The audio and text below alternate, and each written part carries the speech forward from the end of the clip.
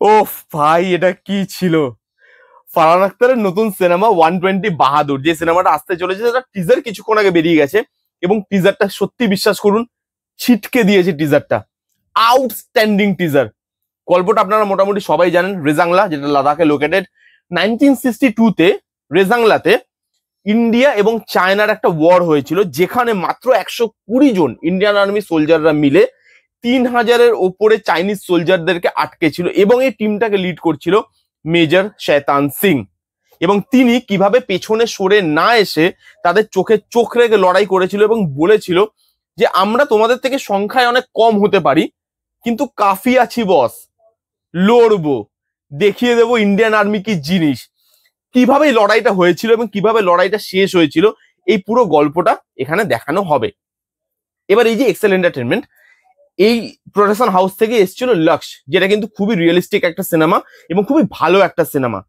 এই সিনেমাটার আপনি ট্রিটমেন্ট দেখুন, এইখানে কিন্তু মানে সিনেমাটা কিন্তু রিয়েলিস্টিক, কিন্তু তার সঙ্গে একটা সিনেম্যাটিক অ্যাপ্রোচও আছে, যেটা কিন্তু লক্ষ্যে ছিল না। লক্ষ্য কিন্তু খুবই রিয়েলিস্টিক, আপনার দেখে মনে হবে একদম আপনি সেই ওয়ার জোনে আছেন, আপনি দেখছেন চোখের সামনে যুদ্ধটা। বাট এখানে সেই রিয়েলিস্টিক ব্যাপারটা তো রাখা হয়েছে, বাট তার সঙ্গে একটা সিনেম্যাটিক ব্যাপারও রাখা হয়েছে, যাতে বড় স্ক্রিনে দেখতে ভালো লাগে। লার্জ স্কেলে শুট করা, লাদাখে গিয়ে শুট করা এবং অ্যাকচুয়াল লোকেশনে গিয়ে শুট করা। কেন জানেন? কারণ এই যে যারা অ্যাক্টিং করছে তাদেরও তো ওই জিনিসটা, ওই ফিলটা ভেতর থেকে আসতে হবে, যে ওই ঠান্ডায় ওই 120 জন সোলজার কি করে এতগুলো মানুষের সঙ্গে লড়তে পারে, সেই মানে মেন্টাল স্ট্রেংথটা তারা কোত্থেকে পেয়েছিল। সেই জন্য অ্যাকচুয়াল লোকেশনে ওই ঠান্ডাতেই জিনিসটা শুট করা, যাতে ভেতর থেকে ওই ফিলটা আসে যে হ্যাঁ ভাই, এই অ্যাক্টিংটা করাও কিন্তু কম খাটনির ব্যাপার না। তারা যে সাহসিকতার সঙ্গে লড়েছিল, আমাদেরকে সেই সাহসিকতার সঙ্গে পারফরমেন্সটাও করতে হবে, কারণ যে পারফরমেন্সটার মধ্যে সেই কনভিকশনটা যেন থাকে।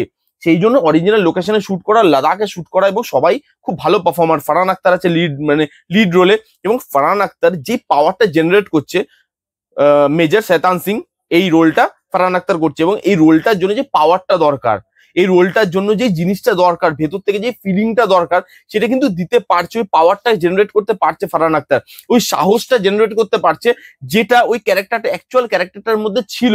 সেই জিনিসটা ফারহান আখতারকে দেখে লাগছে। এখানে বিজিএম আউটস্ট্যান্ডিং ভাবে ওয়ার্ক করে, যেভাবে সুন্দর বিজিএমটাকে বিট বাই বিট কাটা হয়েছে এবং জিনিসটাকে প্লেস করা হয়েছে, প্রপারলি জেল করা হয়েছে, ভালো লাগে দেখতে। ফারহান ফারহান আখতারকে দেখতে ভালো লাগছে। প্রত্যেকটা অ্যাক্টর তারা কিন্তু ভালো কনভিকশনের সাথে প্লে করবে বলে মনে হচ্ছে। কারণ দেখুন, এই গল্পটা মোটামুটি সবাই জানি, আবার অনেকে হয়তো জানবেও না, কিন্তু তারা যাতে বড় স্ক্রিনে সেই জিনিসটাকে ফিল করতে পারে, সেইটা কিন্তু তারা অ্যাসিওর করছে। এবং এই গল্পটাতে এই যুদ্ধের যে পার্টটা, সেটাই সব থেকে বড় জায়গা থাকবে বলে মনে হয়, এবং সেটাকে ল্যাভিশ ভাবে শুট করা হয়েছে। কারণ এক এক জায়গায় গুলি মারছে, রক্তর ফোঁটাগুলো পড়ছে, সেগুলো খুব ভালো লাগছে দেখতে। একদম চাইনিজ লোকজনকেই নিয়ে আসা হয়েছে, সেখানে দেখতে ভালো লাগছে জিনিসটা, সেখানে দেখতে জিনিসটা রিয়েলিস্টিক লাগছে, এবং তার সঙ্গে সিনেম্যাটিক অ্যাপ্রোচ সেটা ভালো। এখানে যেভাবে ডায়লগ রাখা হয়েছে, সেই ডায়লগটা পাওয়ারটা জেনারেট করতে পারছে, ওই ফিলিংটা জেনারেট করতে পারছে যে কেন তারা পেছনে সরে যায়নি, কেন তারা চোখে চোখ রেখে লড়াই করেছিল, এবং এত কম লোক সংখ্যা থাকার পরেও তারা এই সাহসটা দেখিয়েছিল যে আমরা লড়বো, শেষ রক্তবিন্দু অব্দি লড়বো।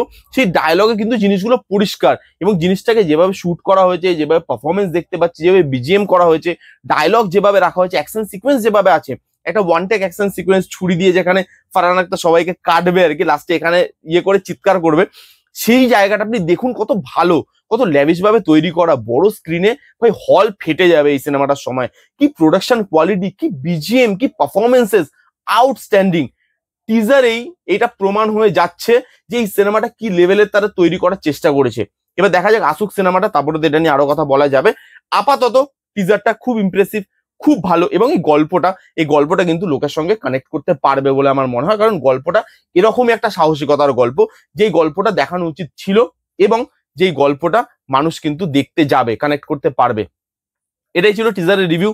কারা কারা দেখেছেন কমেন্ট করে জানান যে আপনাদের কিরকম লেগেছে। যারা যারা দেখেননি কি করছেন, জানিয়ে দেখুন, কারণ এরকম টিজার বলিউডে সচরাচর কিন্তু আসে না। খুব সুন্দর টিজার করা হয়েছে। এই ছিল রিভিউ। কেমন লাগলো রিভিউটা জানাতে ভুলবেন না। ভালো লাগলে please give Thums up, like করবেন, কমেন্ট করবেন, শেয়ার করবেন, চ্যানেলটাকে মাস্ট সাবস্ক্রাইব করবেন। দেখা হচ্ছে নেক্সট কোনো ভিডিওতে, ততক্ষণ bye bye, take care and be safe.